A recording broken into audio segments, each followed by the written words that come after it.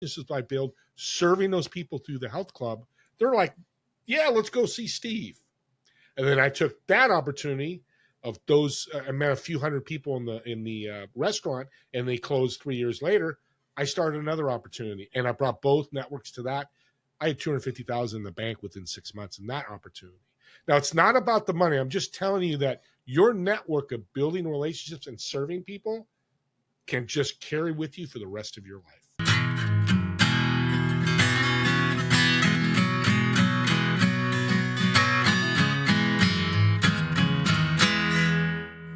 Hey, welcome to 10X Your Team with Cam and Otis. We're a father-son leadership podcast where we talk with other lifelong learners about making an impact and solving big problems. And I love solving problems. We were talking about this the other day. But you know what's funny about solving big problems?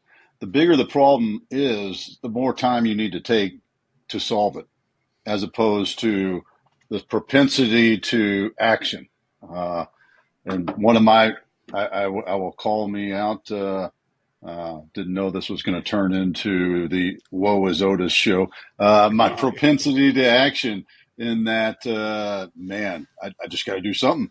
Rather than let's sit back and count some time and look at some plans. So, Cam, I was just going to say, this is the other thing we were talking about in that conversation about problems, talking about like the idea of the perpetual problem, solutions just create more problems, those kind of, that kind of an idea there. Well, that's really the two schools of thought there, or two approaches you can have. So you can either solve the problem and then solve it again and again and again. And, that could work pretty well. Or you take the time to get a really good solution that covers all of those, ripple effects and solves those future problems down the road. So you got two schools of thought with it, Dad. But yeah, you got propensity towards action. So you just got to get good at solving it again, right? Yeah, there you go. And speaking of big problems, we got our good friend Steve Ramona joining us. How'd you like that intro there, Steve? Our big problem introduction.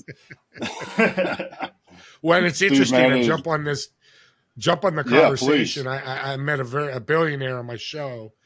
He said something that was very interesting to me, that indecision is worse than making the wrong decision. Mm-hmm. It's so powerful. 100%. You can always pivot. You can always go a different way. That's what we give our mindsets. Like, if I make the wrong one, I'll lose millions, or I might lose my wife. I'm going different directions here, but I really thought that was, and that's how he lives his life. How he's made a lot of his money. He just made decisions and ran with it. If it was the right one, like you just said earlier, Camden, find another solution. Then we go a different route. That highway didn't work. We go to different highways. So great conversation. And to keep it going, because I do think this is an interesting area to stay in, at least, as much as you were joking about the intro there, Dad, it's a good topic. But I think the other layer there is the issue with taking too much action, solving those problems, is when you get married to that first solution. When you just get stuck on a solution and you're like, hey, no, we're doing it this way. And you keep going, and you ignore those ripple effects, those other problems, those different things.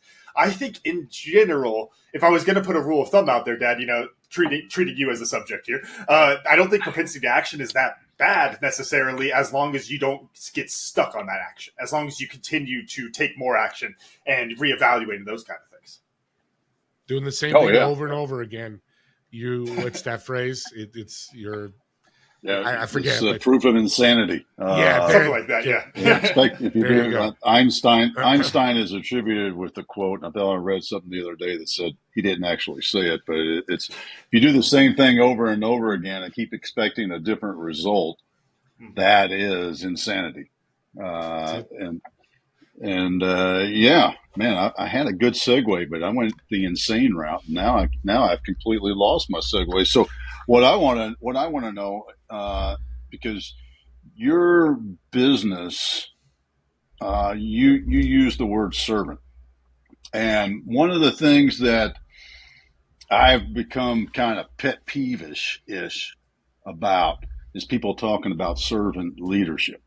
Because I challenge anybody that says, oh, I'm a servant leader. And I say, well, name one person you would call a leader that wasn't a servant. Because Dave Ramsey always talks about that. And I love Dave Ramsey. He's a great guy. Yeah. But I think it's a we need to add some more adjectives to it.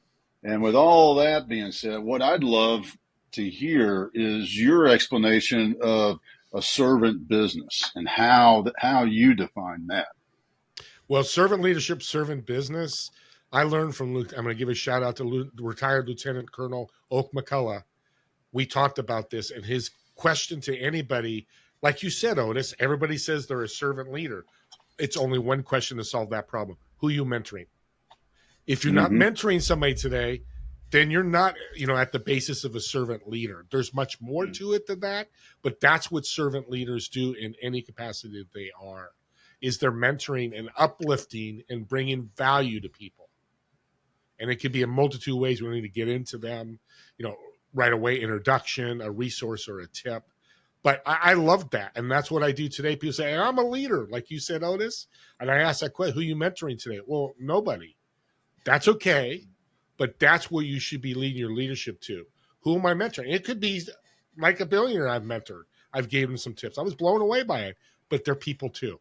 We're just human. That's just a label. We can serve. And I believe it's a skill. And serving is everybody can do it. It's this big old thing that I have on my top of my head or in my head that stops people is like, because I hear this all the time. Steve, I love what you're saying. You've grown. You've had great years because of your servitude, because you're being a servant. I don't know if I can do that. You absolutely can. It could be as you jump on a call, and I'm going to say this, Camden, I love all those hats on your wall. I'm a big hat guy. Thank you. So come by. I just served Camden. Now, maybe it was a 5-second positive uplift, but that's keeping me through the day, Steve. That's keeping me going. It's even bigger than I thought. But servant, the servant mentality, that's what it is. Always trying to find value. Even, I'm bringing, the Bible into it, love thy neighbor. That's what a servant does. That doesn't mean love where you're going to talk to him every day, but always trying to bring, again, value and some type of abundance. If you have that mindset, life changes. You mentioned kind of broadly the idea of, this thing here is the thing that gets in our way on that. What would you say are some of those actual complaints or reasons why people don't want to take action on these things? I think one that comes to mind for me is the idea that if I'm focusing on that, then I'm not taking as much action maybe, or, I'm not being out in front. It's a weird kind of ego thing with that. What are your thoughts there, Steve? I've been on over 50 shows. That's the first time somebody's asked me. And that's a great question. Because I hear, well, Steve, I want to go serve Otis in Camden, but I need money. Mm-hmm. How does service get me money? I need to pay expenses, or I don't have time. This service thing is not something that's like your CRM or this technology. It's something that happens when you're involved with people. I talk to entrepreneurs all the time. We're in the people asset investment business. We invest in people, building relationships, bringing them value. Christmas, we're 6 years old, 7 years old, 6 a.m. We wake up early and we ever have a 6-year-old. We run right to the tree. We open that gift up. We're super pumped. But here's the power of service. What has that 6-year-old probably done? They probably made a gift in school for their mom or their dad or for both. Mm-hmm. It's the most wonderful business gift exchange to take this podcast 10 times your income, because I've done that. And I've seen very wealthy, successful people doing that. The problem is, Camden and Otis, is people go, well, that's a long play. I said, yes, it is. It may take a week. It may take a month. It may take a year. But let me ask you this. If you pitched 3 people today and they bought your product or service and you didn't build a relationship, how long are you going to last with your company? Where I take 6 weeks to build that relationship with 10 people and they stay with me 2, 3, 4 years. How many introductions am I going to get? They're still paying me. How much more money am I making? Because the bottom line of all this is the ROI, the money. We all need money. But what a great way of a win-win to bring value to people. I get 3 to 10 referrals daily for my podcast and for my business, things I do. Because what have I done? Over the last 18, well, it's probably been 10 years now, I brought value. I'm always thinking of ways when I meet somebody for the first time or a follow-up, I bring them value. And here's how I do it. I just came up with this in a podcast yesterday. It's the ASLA principle. Kind of sounds weird when I say it, but it's ask. Yeah. I know, ASLA, but it makes an impact. And now I realize, but it's ask, shut up, listen, ask. The ask is ask a question. You jump on somebody you first meet. Hey, what's your challenges in your business? How long have you been doing your business? What do you love about your business? You know, these questions, super simple.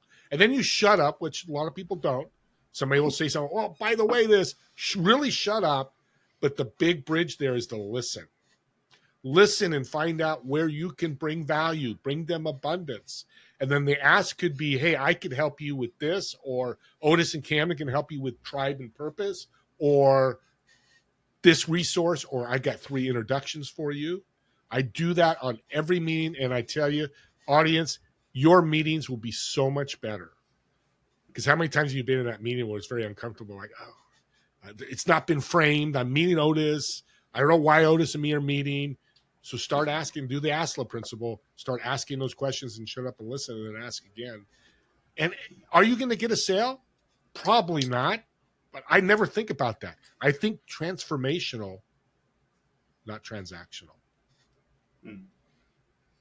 I love the transformational piece of that also, because the transaction, and it goes back to what you were saying earlier, is how much of a relationship are you building with your clients?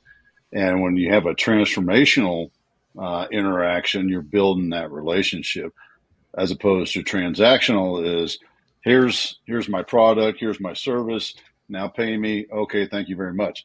Good luck, referral rates, returns, continuations, those are all way down. Yeah. But if you have a relationship with somebody, man, that's huge. That's huge, because they know who you are. They know, like, and trust you. That's what relationships mean. When did you start to learn that and shift things around in your business life to more of the relationship vice the transactional? Interesting enough, I'm 63. At 18 is when it started. But, being a dumb 18-year-old, which all of us are, we're like just out of high school and college is coming. I was going to play football. So my cousin asked me, we had just started a health club a year or two before, and said, hey, why don't you come work for the summer? I'm like, cool, I make some money. I go out, go to the beach, do all that. But as I started working the front desk, and it was such a great learning lesson for me. People are coming in 2 or 3 times a week, 4 times a week. Guess what? I got to build relationships with them. Hey, Tony. Hey, have a great workout. Hey, Tony, have a great workout. Then it became, hey, Tony, how was your vacation in Jamaica? Oh, it was great. You got to get out there. And I'll tell you a quick story that, audience, when you hear this, it'll change your mindset completely when serving. So Tony, who I mentioned, is a financial advisor, a little Italian guy. And he come in one day, he goes, hey, kid. He used to call me kid. Hey, kid. He threw a book at me. I still will never forget that voice. So I got the book and I read it, and I knew he was coming in, and he came in and goes, hey, kid, so give me your sentence. I said, basically it says save 10% of your income in an account. Don't ever touch it. I could do that. It goes, okay, kid, make sure you do it. Walks away. Seeing him, he never mentions it. But 10 years later, he had left the club because he was older, and I looked at the account and there was $68,000 in it. Well, at 28 in 1989, Otis, you can relate to this a little bit. You're much younger than me. But I was like, I just won the lottery. I just won the lottery ticket. So I called him. I still wasn't connected. I say, Tony, man, I just looked at the account. There's $68,000. I really thank you. I want to pay you $1,000. I'm sure that would be suffice to your fee. No, don't pay me. I don't want you to pay me, kid. I said, but he said, no, because a lot of my clients didn't listen to me, and there's billions of dollars they lost, billions. No, I'm not going to do that, Tony. I'm going a different way, which is fine. He was just advising them. You took my advice, you ran with it, and you won. So guess what? You allowed me to serve you. You served me back by reading the book and doing it. That's my payment. And by the way, the universe probably bought me somebody, a great client, a great person, a great opportunity, because you did what I told you. And right there, mind blown. I'm like, holy mackerel, this, at 28, learning the serving thing, I just started serving everybody. Hey, connect you here. And what's so powerful about this, you start building this network. Your network's your net worth. We've heard that many times. I'm living it. So when I left the health club in 2000, my friend started a restaurant. Well, in my network, he reached out to me and said, hey, you're not working. Why don't you come work for me? Well, guess what I did? I took my health club network of thousands of people and said, hey, everybody, I'm here helping launch a restaurant. Come join me. Within 6 months, we were packed, making money on top of money because of all those relationships I built, serving those people through the health club. They're like, yeah, let's go see Steve. And then I took that opportunity of those. I met a few hundred people in the restaurant, and they closed 3 years later. I started another opportunity, and I brought both networks to that. I had $250,000 in the bank within 6 months in that opportunity. Now, it's not about the money. I'm just telling you that your network of building relationships and serving people can just carry with you for the rest of your life.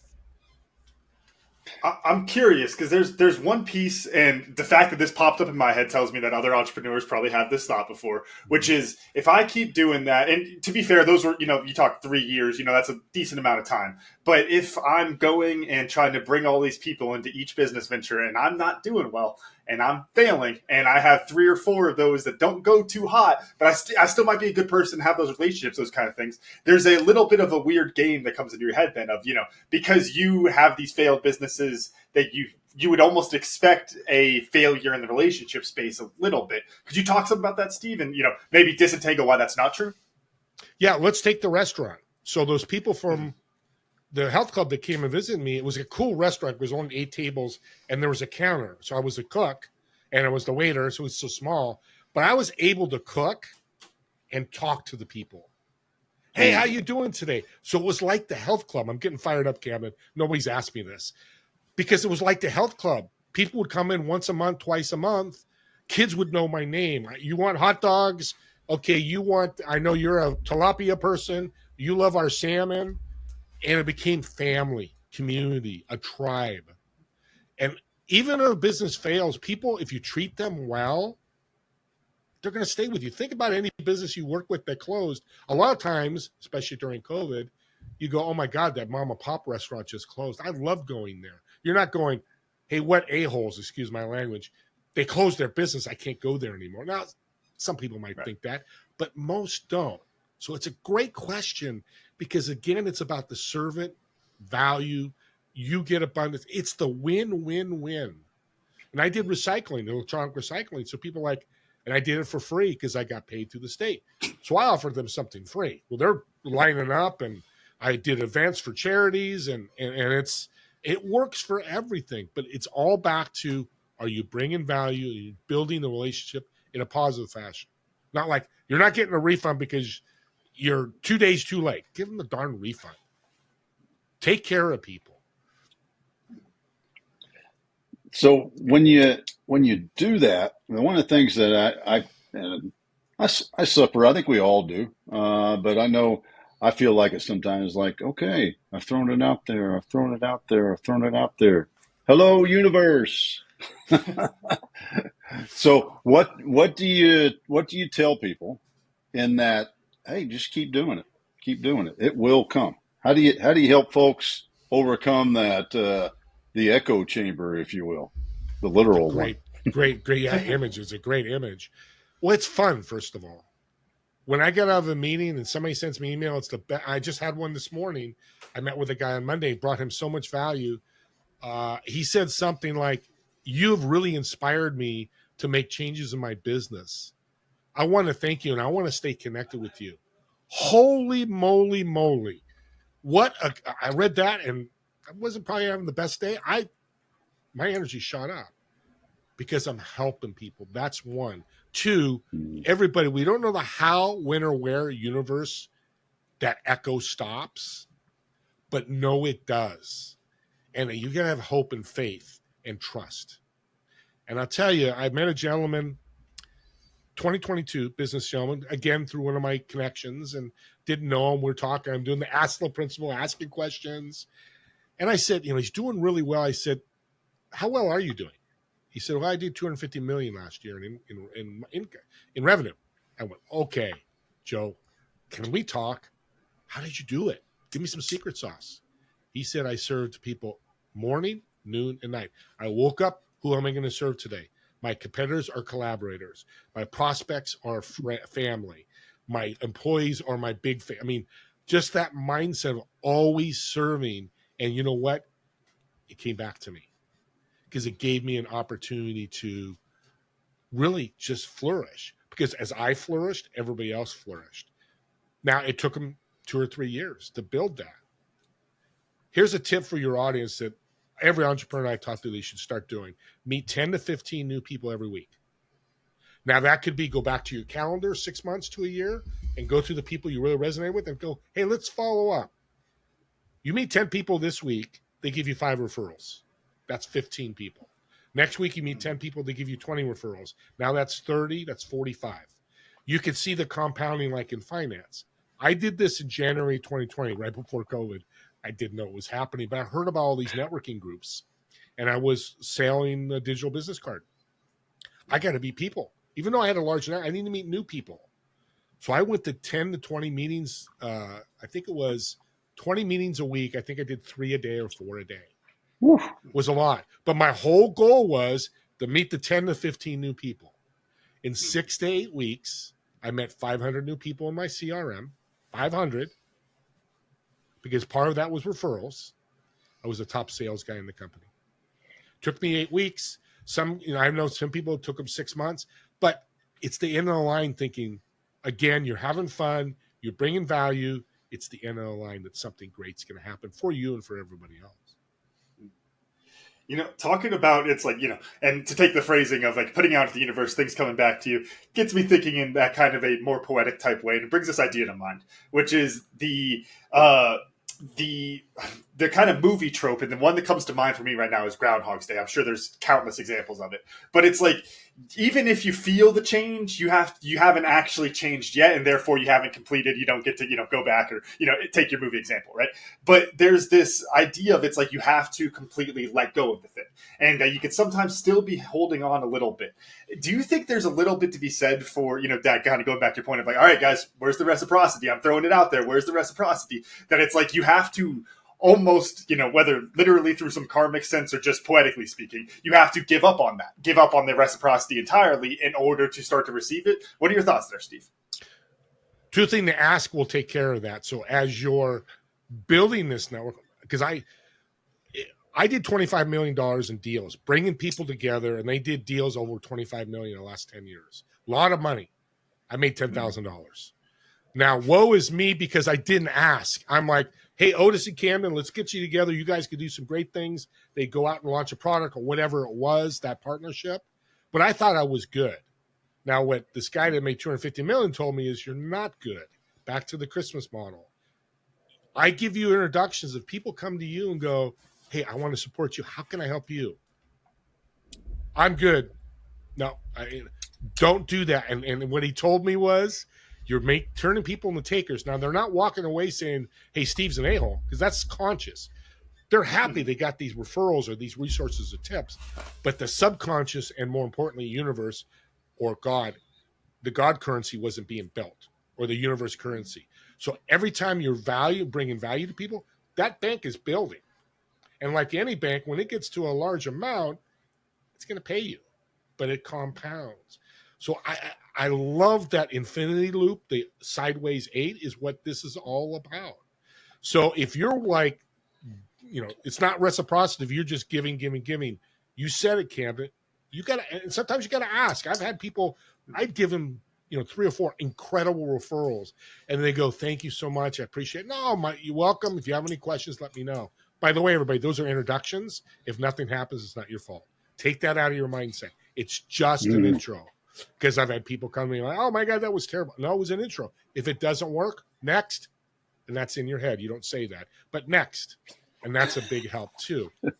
I love saying that because it's so true. And if you don't ask, you can't get a yes. I learned this week from one of my guests.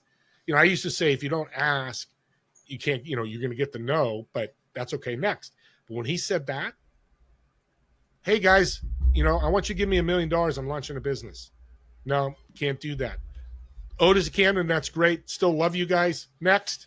And that's, of course, in my head. Who's the next person I'm going to talk to? Once you have that mindset, then a lot of this goes away, because the ask is the trigger, Camden, for that. The echo. I love that. I'm going to use that. The echo. Because a lot of people aren't asking.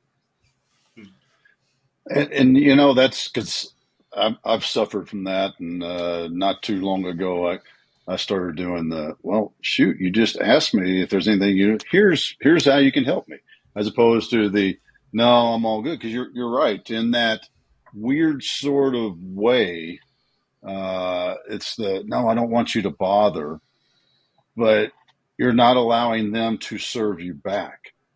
And that's one of the things that I've learned, call it fair exchange. You help me, I help you.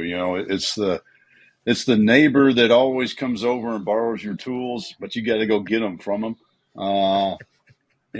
Nobody likes to live next door to that neighbor, right? I mean, you want the neighbor that hey, they bring them back and, they're cleaner than when you gave it to them and all those sort of things. Can you give us can you share with us an example in that where you shifted into that? Because if I understood you right, you've only been doing it for not that long also. When somebody says, hey, Steve, what can I do for you? Because you just gave me this great connection. What can I do for you? And how'd you shift into that mode? When I met Joe, started it, I started doing it and getting past that mindset of next. Lee Steinberg was on my show. Great story. He's Jerry Maguire movie, sports agent. Patrick Mahomes, NFL starting tonight. He's playing tonight. It's September 5th. I reached out to him on LinkedIn. I said, Lee Steinberg, Lee, love your story. Love the movie. I'd love to have you on my podcast. He says, no, next. He said yes. And 3 weeks later, he's on my podcast. One of the top sports agents ever. Great podcast. But I started living it, realizing that, don't go for the no. I know network marketing, I'm going to be controversial. They go for the no, because you get 10 no's, you'll get that 11th yes. What the hell? Go for yeses. And if it's a no, next. Go for yes, no, it's a no. We want to change that mindset. And here's another thing, Otis and Camden, that people need to understand. It's not a scoreboard. I give you 5 referrals. You're not, Otis or Camden, responsible to give me 5 referrals or 6 referrals. Get that mindset out. I've had many people go, I don't know any guest I can give you. I said, that's fine. If you think of me, have me top of mind. This is what I'm looking for. The energy in the room, or you feel them go, because they've received so many gifts. They're like, oh my God, Steve's here and I'm here. I never want people to feel that. And maybe with money or people I know or network, it's that way. But we're people. You make $40,000 a year or you make $40 million a year. It doesn't matter. We're still people. People, asset, investment business. Treat people as people should be treated. No, so there, I lost one of my train of thought there. See if it comes back, and it's not. So I will go with the other question I had ready. So that's why you take notes, folks. There you go. But no, the piece I thought would be interesting to talk about there, Steve, is the specificity of the ask. Kind of going back to a little bit of our green room conversation. That's one of the other pieces, talking about trying to help people that I've heard. It's and not trying to force an aspect on them, but being, I can help you with A, B, C. It's not, hey, I can do anything. Just like sales. You don't want to go sell to everybody. Who are you selling to? I'm selling A, B, C. Like in getting that specific offer like that. What are your thoughts on how that plays into that ask and, building into that reciprocity? You guys are incredible hosts. That is a great question, because it's not being done right in networking groups and one-on-ones all the time. You ask somebody, who can I support you? Who can I introduce to you? Well, I'm a wealth manager. Anybody that wants to make more money. Well, I have thousands of people in my network. I think everybody. Instead of that wealth manager goes, I really resonate, or I work best with life agent and agents and agencies and trades. Oh, okay. I know a plumber. Guy owns a plumbing company. That is so big when you're doing the ask. Because in our mind, we have a network. And you guys are servants' hearts. You know this. that when somebody triggers something, like somebody says something about a nonprofit, I have a partnership that helps nonprofits. And right away I go, hey, I've got this. You mentioned nonprofits. Away I go. Again, ASLA principle. But narrowing down your ask to go, hey, you have a nonprofit? I've got this opportunity I think I want to share with you. I think it'll help you grow your nonprofit and get you more donors. It's simple. I hate to say that because it's simple for me, simple for you guys, but most people don't get that. So, audience, one of the $1 million tips here is find out who you work with. When somebody asks you, how can I support you? Go, bing, bing, bing, bing, bing. Oh, great. I know this guy. He owns this. Oh, I know somebody that works here. You know that echo? It gets smaller and smaller and smaller because they introduce you to a company. The company meets with you. You do a great job sharing how you're going to solve their pain point, which is selling, but I call it solving the pain point. And you have a client. That's not going to happen every time. Get away from the scoreboard. But I call opportunity a door. Doors, what do they do? They open and close, open and close. You walk through and somebody introduces you to a potential client. That's an opportunity. You do your best you can. Serve them, give them value with what you do. And if it's a no, next, but you walk back out the door and find the next door to walk into. If you have that mindset, the FOMO of, oh my God, I got to sell Camden right now. Camden needs to buy my mentoring program. No, Camden's one of many people that I'm going to run into because let's go back. You're meeting 10 to 15 new people every week. So Camden's a no. Next. Okay, who's the next person I'm meeting tomorrow with? How can I, again, start with the abundant servant heart of value, the law of increase in Think and Grow Rich. That's what started me. Chapter 4, I'll never forget, Otis. So that's another trigger for me. When I read that, I'm like, holy crap. I've been doing it, but I got to do a better job at it. So you said the word that got me thinking of my other question, which was scoreboard. And one of the things that I think we talked about this on the show, Dad.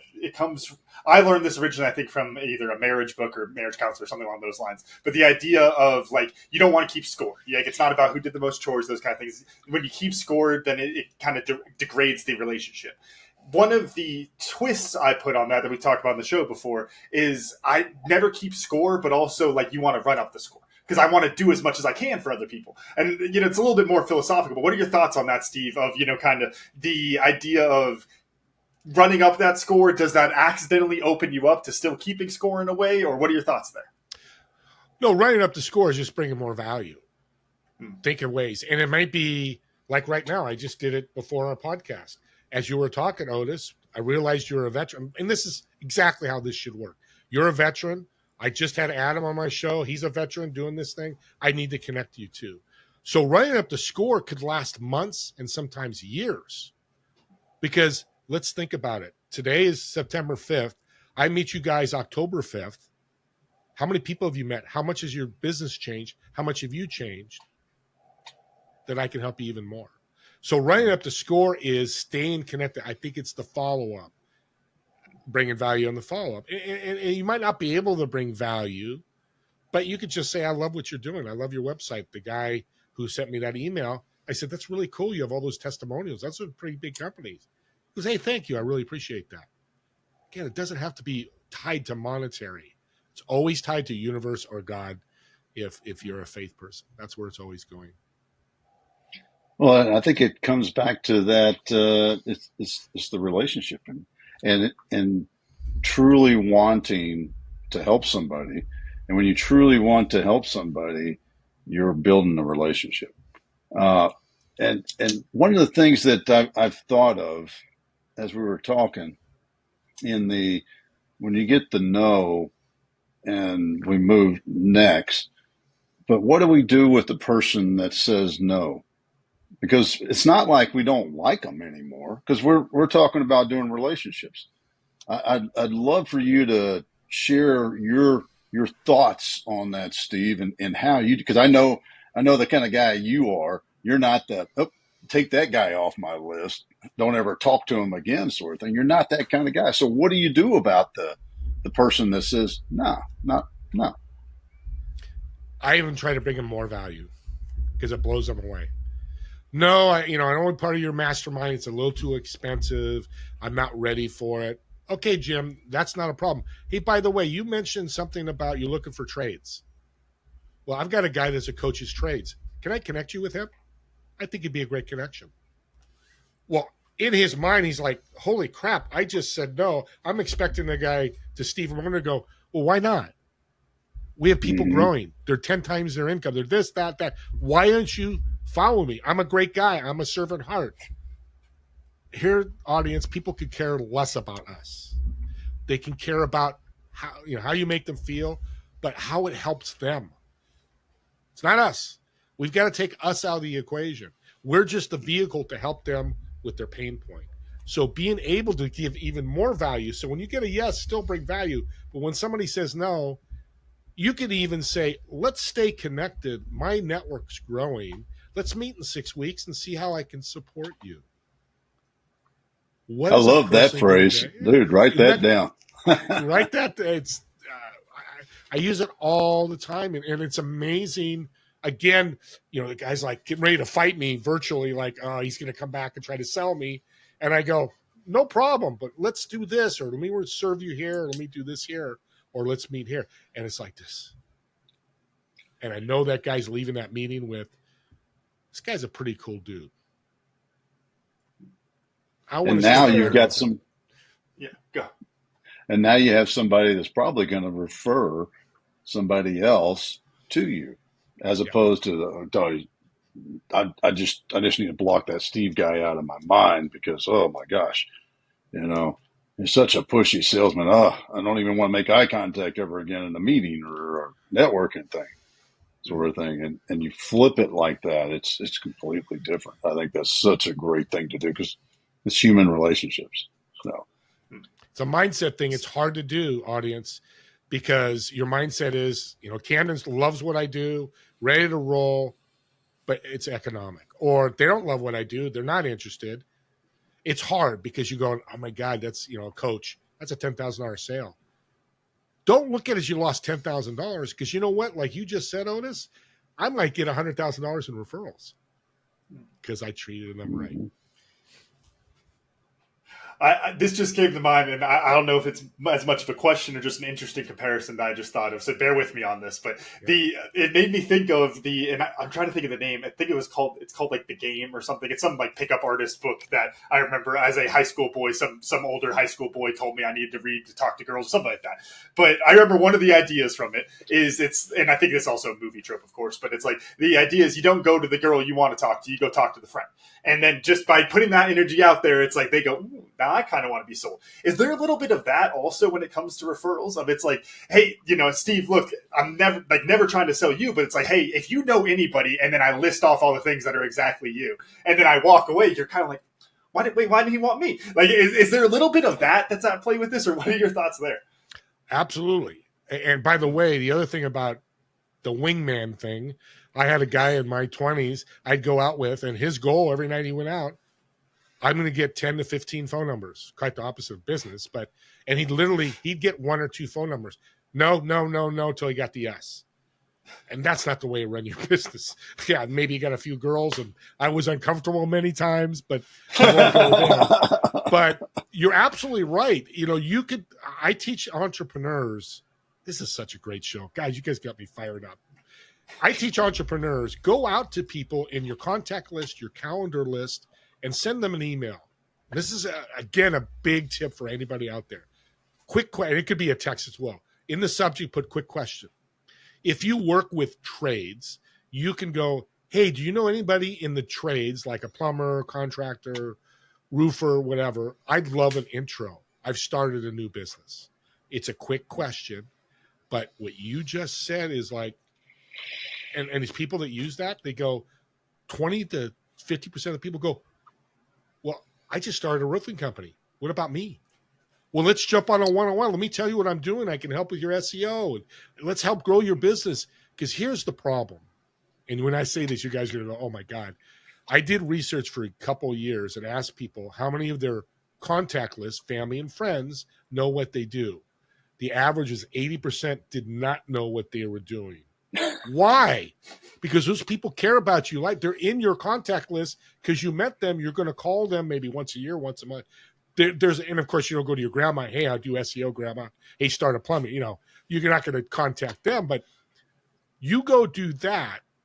It's powerful. And I met a young guy 4 years ago, and we started talking, and he says, I'm doing this flipping program.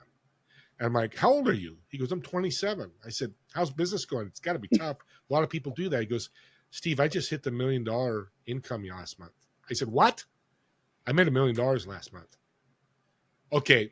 Again, like the other guy with the 250, I said, come on, let's talk. You're 27. He goes, 2 years ago at 25, I had this idea, wanted to do the flipping. He had 1,000 people in his contact. He did exactly what I told you, reached out to all of them. That was the only way he marketed his business. He didn't do social media. He didn't do ads.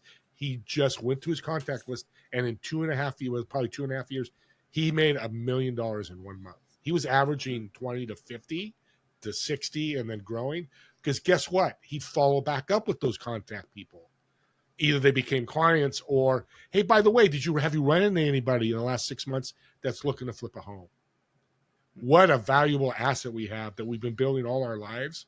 For me, 63 years. For Otis, probably 40 years. And for you, Camden, 20 years. I'm kidding. But, we built this database we don't tap into. We're not pitching and selling them. We're doing exactly what you said, Camden. Here's what I have to offer. Here's what kind of what I do. I just love an intro. Game changer. Yeah, it's such a powerful thing. I think so many people, maybe this is the root cause of it, particularly as men. Is I got this. I got this. I don't need help from people I know. Because they're my friends. I'm not going to ask them for help and bother them. How ironic is that? That's what we do. I hear it all the time. Hell, I did it. When I talk about transitioning out of the Army, it's the same thing. It's like, I got that. That's not a problem, right? And you don't ask for help. It's shocking how many and for our female listeners, our women out there, love to hear back how you look at it, because we are the species of don't ask for directions, or the gender, the don't ask for directions gender. There we go. That's what we are. And that mindset is tough to do, to shift that it's okay. I think it's such a powerful place to be in, something that you can, do so much with in so many different ways. Have you worked with anybody that you've mentored or been in your mastermind to help them shift in that manner? Yeah, because I love this, Otis, because somebody reached out, coach, and she said, hey, this sounds great, but I don't want to piss off my friends. I'm like, oh, I won't say her name, but I'm like, okay, let's think about this. You reach out to your best friend, Debbie, and you tell her what you're doing, what you're looking for. A true friend will support you, will serve you. Think about it. If she came to you and said that, what would you do? Well, I'd help her. If I had somebody, I would introduce her to it. That's your mindset. Now, I'm going to be very cruel here, and I don't want to be God. I know I don't want to be attacked by God, but I won't be. Is if they go, why would you reach out to me? I know nothing. If they're very negative about it, I want you to think about, are they truly your friend? Mm-hmm. And I always hear from very wealthy people that I'm working with, those friends, those inner circle, the people you can call at any time and go, hey, Camden, we're having trouble with our baby. I just need somebody to talk to. And you pick up the phone. That's your friends. Not saying everybody in your contest list is that way, but most are. I know I got 4,000 in there, probably 1,000 of them I could call and celebrate something or tell them something that's going on. Now, you're going to have that small inner circle where you're going to be more in depth. But let's think outcomes. And it's next. If that friend's like, hey, I don't know anybody, don't bother anymore, next. Never follow up with them again. It's kind of a cool disqualifier. Who's really your friend? Who's going to really help you? And I've had that. I've had people go, I can't help you. Sorry. and they take my introductions, they run. Still love them. If they came to me, I'd still help them. But they're not part of my inner circle of people that I know that I come to with something I need help with or support, that they're going to be. And that's okay, because not everybody needs to like us. Just a few people. Do you think it's a fallacious idea to say that the growth of the network, or the growth of the network waters down the network in a way? And what I mean by that is to kind of give a quote for it of the a friend to everyone is a friend to no one type of thing. Of you kind of talk about the levels there, but what are your thoughts on that kind of an idea? Inner circle is important. Again, let's go back to that. But I'll tell you another story. 2 weeks ago, I get an email. I haven't talked to this guy in 7 months, last year. And I get this email. It's an introduction. Hey, Debbie, meet Steve. Oh, my God, Steve's a great guy, and he's got this great podcast. Now, I have not had any communication, email or a meeting or anything in 6 months. That's the power of this. And it's a great question, Cam, because we worry about that. Who are really our friends? But again, you're just bringing value to people. You're not saying I'm marrying you. You're not saying, hey, you're going to be part of my life. You may not talk to people for a while. I've got people 40 years in my life that I could reach out and say, I've got this opportunity. What do you think? Do you know anybody? So lean it towards that way. Then, hey, you know what? I've got all these people. How am I going to manage it? You're not going to manage it all. But what you can manage is how you react, how you treat people. And I think that's my servant heart thing, is how you treating people. And what's the ROI? Sorry, that's I say that, audience, because that's the most important thing. As I said earlier, the ROI is huge. Because again, it's God or the universe currency that keeps growing. And you know what happens when you have a lot of currency in your account. Yeah. It reminds me of my cohort that I was with at Naval Postgrad, and one of the other members said that we're all cousins now, and put us into the cousin category, right? Because being from South Louisiana down around Baton Rouge and the Bayou, I got lots of cousins. Well, I don't see those cousins that much, but you know what? I could still pick up the phone and call them. Those people from that class, I could still pick up the phone and call any one of them. And it's been 20 years since we graduated. And there's only a couple of them that I contacted regularly, but the rest of them I know. I could pick up the phone and call them any day. And that's when you have that kind of a network and an understanding, that's a powerful place to be. Family. You are turning your network into family. And what do you do with family? You haven't seen a cousin in 10 years. You see him at a funeral. Oh my God, what are you going to do? If there's somebody that's in your inner circle, we do have family members that are not. I call a lot of people brothers. I believe you two are my brothers because you have a servant heart. And a couple of guys go, well, how many brothers do you have? I said, I have a lot. Because you know what? I have a beautiful family. And I love that you say, okay, cousins, brothers, uncles. We've all done that. We've had people outside our family, we call them an uncle or a brother. Why can't this love and this family be in business? It can. And you could be extremely successful doing it. And guess what? Smiling the whole time. As I say, smiling when you go to the bank. Because that's the bottom line too. That's awesome. And that's a great way for me to transition into what I learned. And I got a new acronym, ASLA. So, and the most important part is that letter S. Shut up. I mean, how many times you introduce yourself to somebody and they ask you one question and you give them a little snippet back, and then you never get another word in edgewise because that was just they're okay to do their spiel and dump on you, and it's never a fair exchange. I go back to that too, because when you're genuinely interested in somebody and you want to ask and listen and then ask again, it's a great way to meet people too. You guys did ASLA the whole podcast.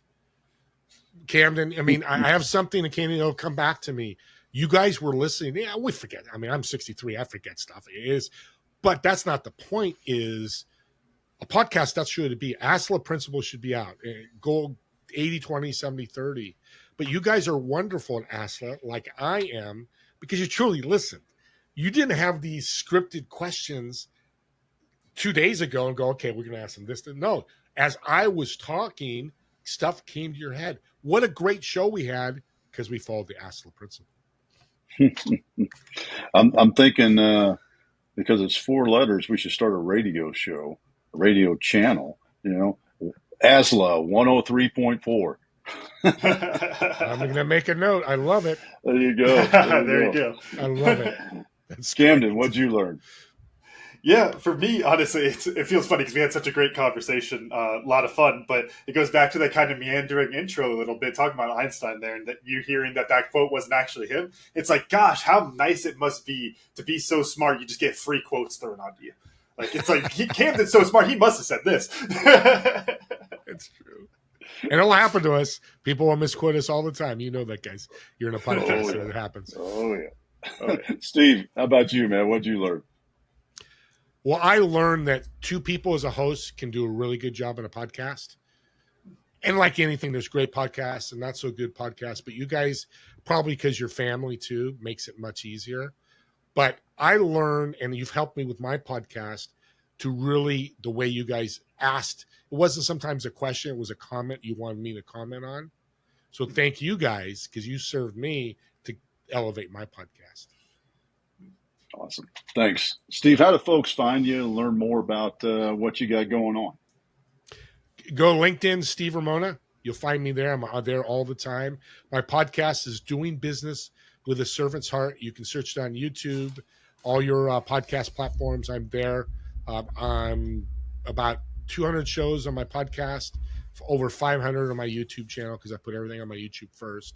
I have a TV show on Apple and Roku called Together We Serve every Friday at 2 p.m. Pacific, 5 p.m. Eastern.